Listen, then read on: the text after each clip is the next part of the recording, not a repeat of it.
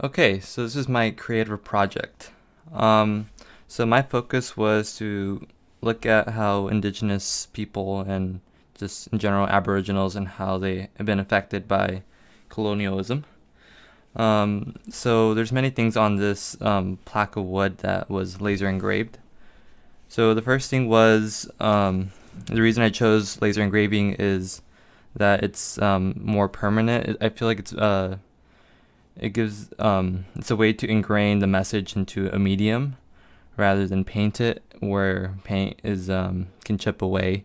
So it kind of gives that message that that something engraved like this is kind of permanent. The only way to really get rid of this is to take a chisel and chisel this off. So it would take a lot of effort to kind of erase the message, if you will. So the first thing we might see by looking at this is this image in the middle. Now that there is called a Gallia monster. And this Gallia monster in indigenous tribal symbols is kind of like a monster that is known to be resilient and to be able to go for years without food or water. That there is kind of a symbolism for indigenous people to outlast and outlive their environment. Um, So some other things you may see in here that may pop out, and you may not understand what it is this thing right here. Now this thing here is kind of if you would think about the empty hole would be like a sun, and then the filled in holes would be like the night or the moon. So what it represents it represents the passage of time, and that's because all these events that we will go into, all these symbols here, kind of represent how in the very end it's going to represent how colonialism has affected indigenous people throughout time. So that's why we have the sun and the nights there, the day and nights. Not because we're talking about colonialism. We know that colonialism is has been kind of a war fought between colonists and indigenous people. So some things that symbolize war and death would be this thunderbird here. Native American culture, the thunderbird is makes a sound of thunder, and it's kind of like the omen of war. So that's kind of where that symbol comes from. Another thing that you can see that may represent war here is these arrows. So if you notice, one arrow is going to the left and one's going to the right, and that's because they're kind of like the opponents shooting arrows at each other. It's kind of representative of war. And if you look even further, you can see that we have these people down here that are upside down. And if you notice, there's some weird kind of lines inside their chest and at their legs, and that is burial clothing. So because they're upside down, it represents death, and then the lines inside the symbols represent kind of them being wrapped for burial. And that goes with this serpent here. It is believed that whenever indigenous people would see a serpent, it would be like the symbolism of death, kind of like coming for them, or kind of like the symbolism that someone will die, or there'll be something death related.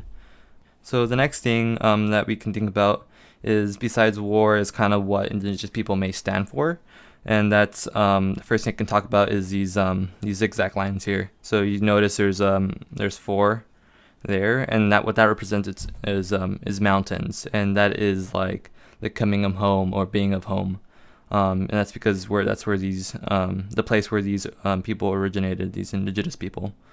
Some other things that may represent coming of home or going back to pre-colonial times would be this horse. It kind of looks kind of like a weird image because it's kind of like boxy, but it's really supposed to be a horse, and the horse is always kind of connects to the idea of coming to a home. So with the horse here in the mountains, it's kind of like a representative of indigenous people coming home, coming back to their cultural beliefs and everything like that. Another thing relating back to war would be this image here, which is a bear. And the bear in indigenous people's culture represents the strength and ability to fight back. And yeah. Oh yeah, I'm still missing two things here.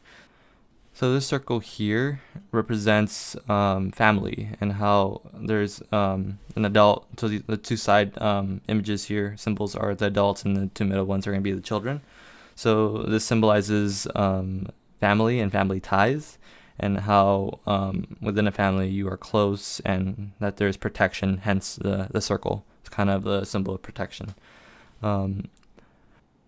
Another thing to point out for the symbol here is that the circle has no starting or ending point, and that's kind of symbolic of not being able to break the family connection between there. The last thing I want to point out is that we have these barbed wires on the side, and as we know, barbed wire was invented in the U.S. During Western times, and it's kind of representative of Western colonialism.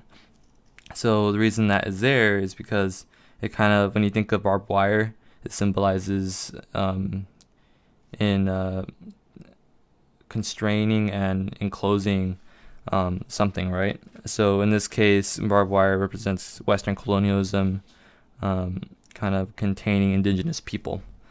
But the thing is that the frame is not fully enclosed by this barbed wire. So I want to do that, so that's symbolic. So to say that indigenous people are, although they seem to be corralled by Western colonialism, they still have the ability to decolonize, and that's why I have these non-barbed wired top and bottoms.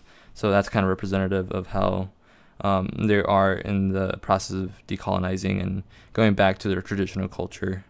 And yeah.